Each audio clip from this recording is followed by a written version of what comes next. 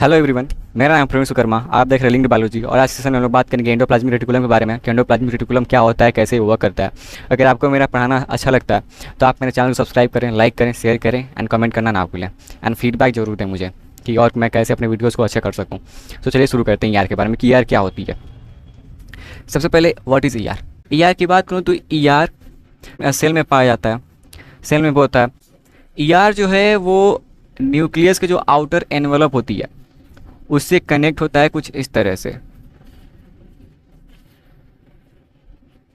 और कई सारे वेसिकल के फॉर्म में होते हैं। ईआर कई बार कुछ 3 टाइप की स्ट्रक्चर होती हैं उनसे मिलकर बना होता है। इन जो इनफोल्डेड स्ट्रक्चर होते हैं इनके ऊपर राइबोसोम ऐसे जुड़े होते हैं, कई ज़्यादा, खूब ज़्यादा। अगर इस चीज़ को और क्लियरिफाई करके देखना है आपको तो आपको यहाँ पे डायग्राम दिख रहा होगा, आप वहाँ पे देख सकते हैं। सो इस तरह से कुछ राइबोसोम इस पे चिपके होते हैं कई सारे। अगर मैं बात करूं कि ईआर किन 3 टाइप की स्ट्रक्चर से मेनली बना होता है तो ईआर मेनली बना होता है 3 टाइप की स्ट्रक्चर जो लिख रहा हूं। Cisternae, tubule, vesicle. ये इन 3 चीज़ों से मिलकर बना होता है। अब ये जो 3 चीज़ें हैं ये बहुत ज़्यादा हेल्पफुल होती हैं जो कि वर्क करती हैं कई सारे प्रोसेसेस में, जो कि हम लोग आगे बात करने वाले हैं उसके बारे में। सो ये हुआ कुछ बातें।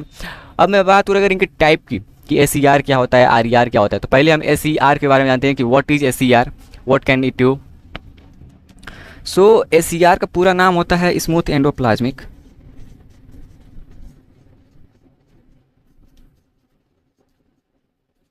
रेटिकुलम।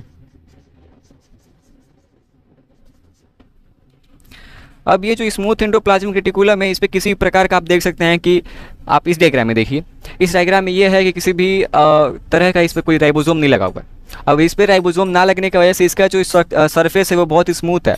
अब इस स्मूथनेस की वजह से इसको स्मूथ एंडोप्लाज्मिक रेटिकुलम नाम दिया जाता है। अगर इसके कई सारे वर्क की बात करूं तो स्मूथ एंडोप्लाज्मिक रेटिकुलम जो है वो cholesterol synthesis, fatty acid synthesis और फैटी एसिड एलोंगेशन और phosphatidyl serine, phosphatidyl choline, phosphatidyl ethanolamine, phosphatidyl inositol, इनके सिंथेसिस में इसका हेल्प करता है। ग्लूकोनियोजिनेसिस में हेल्प करता है। एक मैं आपको एंजाइम के बारे में बताता हूँ। एक एंजाइम है जिसका नाम है ग्लूकोज 6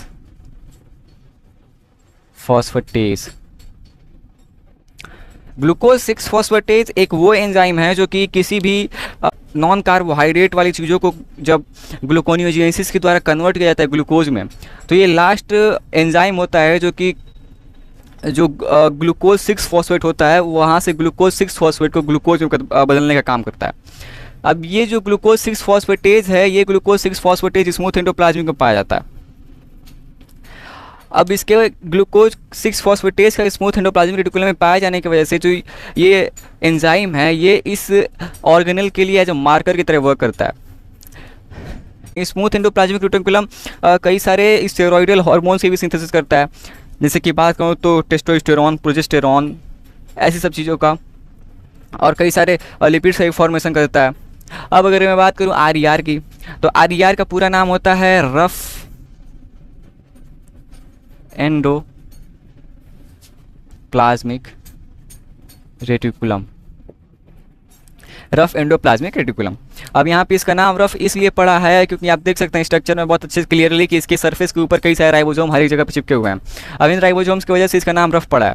अगर बात करूँ कि रफ एंडोप्लाज्मिक इन वर्क्स में पार्टिसिपेट करता है तो रफ एंडोप्लाज्मिक पार्टिसिपेट करता है प्रोटीन टारगेटिंग, प्रोटीन मॉडिफिकेशन, फिर इसमें इन चीज़ों में वर्क करता है आर। अगर बात करूँ कि एंडोप्लाज्मिक रेटिकुलम में और क्या चीज़ होती हैं तो रफ एंडोप्लाज्मिक रेटिकुलम में प्रोटीन की सिंथेसिस,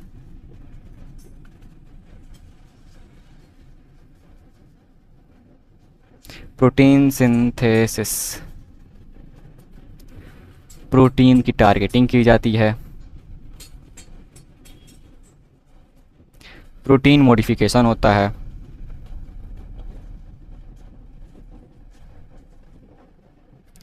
अब प्रोटीन सिंथेसिस कैसे होती है। सो जो राइबोसोम है वो 2 टाइप्स के होते हैं, एक साइटोसोलिक राइबोसोम होता है, एक न्यूक्लियर राइबोसोम होता है।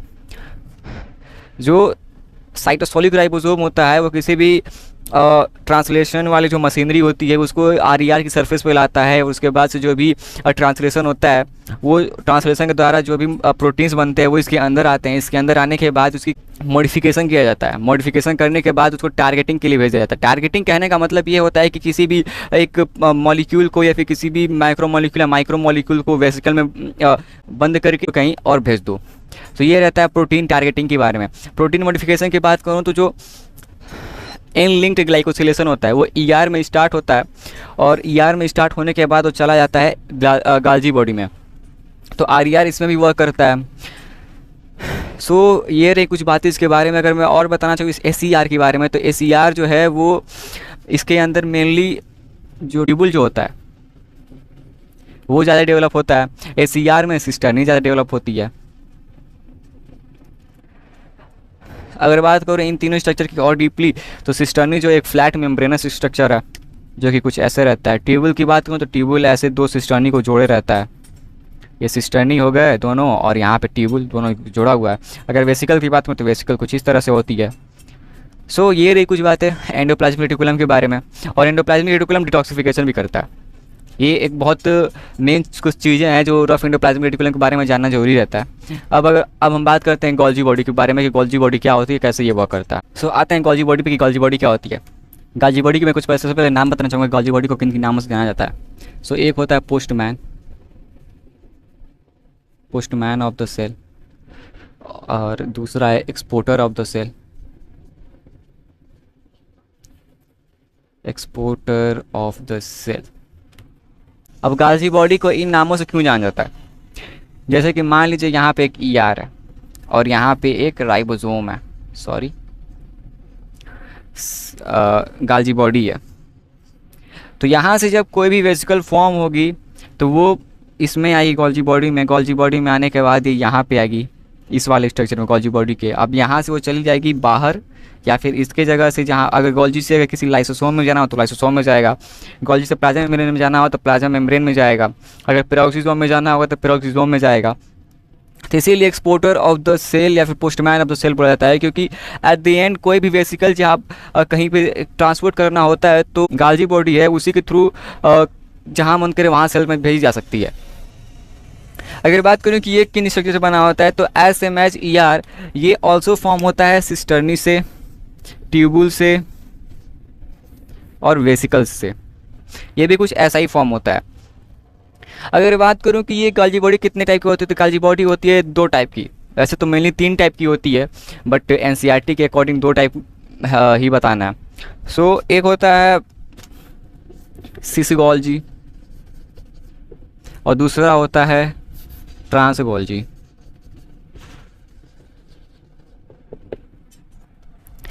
जो सिस गोल्जी है वो कन्वेक्स होता है, जो ट्रांस गोल्जी है वो कनकेव होता है। सिस गोल्जी की बात करें तो इसको सिस गोल्जी नेटवर्क बोला जाता है। ट्रांस गोल्जी की बात ट्रांस गोल्जी नेटवर्क बोला जाता है। जो सिस गोल्जी होता है वो ER के पास हो जाए, जो ट्रांस गोल्जी होता है वो प्लाज्मा मेम्ब्रेन के पास होता है। अगर बात करूँ कुछ गोल्जी बॉडी के कि क्या क्या काम करता है, क्या क्या काम नहीं करता है। सो गोल्जी बॉडी एक क्रोमोसोम का फॉर्मेशन करता है, एक क्रोमोसोम का फॉर्मेशन करता है, ग्लाइकोलिपिड्स का फॉर्मेशन करता है, ग्लाइकोलिपिड का फॉर्मेशन, स्फिंगोमाइलिन का फॉर्मेशन, स्फिंगोमाइलिन का फॉर्मेशन। इन सब चीज़ों का जो वर्क है वो इसमें किया जाता है। एक क्रोमोसोम क्या होता है, एक क्रोमोसोम स्पर्म के हेड में पाया जाने वाला हाइड्रोलिटिक एंजाइम है, जो कि जब स्पर्म ओवा से मिलता है तो जो ये क्रोमोसोम है वो इस ओवा की जो अपर की लेयर होती है लेक्जोना पेलोसिडा उसको डिग्रेड करती है। डिग्रेड करने के बाद जो स्पर्म का न्यूक्लियस है वो ओवा के अंदर चला जाता है। तो क्रोमोसोम का ये काम है। और ग्लाइकोलिपिड का फॉर्मेशन करना, स्फिंगोमाइलिन का फॉर्मेशन करना, सेलुलोज का फॉर्मेशन करना by the help of cellulose synthetase enzyme जो कि प्लांट में पाया जाता है। और ये जो गाल्जी बॉडी है वो मेनली एक जोन ऑफ एक्सक्लूजन में पाया जाता है। अब जोन ऑफ एक्सक्लूजन से कहने का क्या मतलब है? जोन ऑफ एक्सक्लूजन से कहने का मतलब ये है कि जो जहाँ पर गोल्जी होता है वहाँ पर किसी भी प्रकार का ना कोई वेसिकल होता है, ना कोई अदर टाइप के सेल ऑर्गेनल्स होते हैं, ना कोई राइबोसोम होता है। सो इसीलिए इसको जोन एक्सक्लूजन बोलता है। जोन ऑफ एक्सक्लूजन बोला जाता है जहाँ, और इसी जगह पे गाल्जी होता है। सो ये रही कुछ बातें गाल्जी बॉडी के बारे में। और अगर बात करूँ कि क्यों ईआर और गाल्जी बॉडी एक दूसरे से इंटरकनेक्टेड होते हैं, तो ईआर और जो गाल्जी बॉडी है वो इसलिए इंटरकनेक्ट है एक दूसरे के साथ, क्योंकि जो ईआर से मॉडिफाइड एंजाइम या फिर जो भी प्रोटीन्स होती हैं वो जब इस गाल्जी में आती हैं तो वहाँ पर भी इस गाल्जी में भी इन प्रोटीन्स का मॉडिफिकेशन होता है, और मॉडिफिकेशन के बाद उसको जहाँ मन करे वहाँ भेजा जा सकता है, या फिर जो भी चीज़ें हो नहीं हो। सो इसलिए ईआर और गाल्जी एक दूसरे के साथ बहुत ज़्यादा कनेक्ट होते हैं। सो ये रही कुछ बातें गाल्जी बॉडी के बारे में और ईआर के बारे में। अगर आपको सभी कंटेंट अच्छा लगा तो आप मेरे चैनल को सब्सक्राइब करें, लाइक करें, शेयर करें, और मुझे इंस्टा पे भी फॉलो करना ना भूलें। Thank you.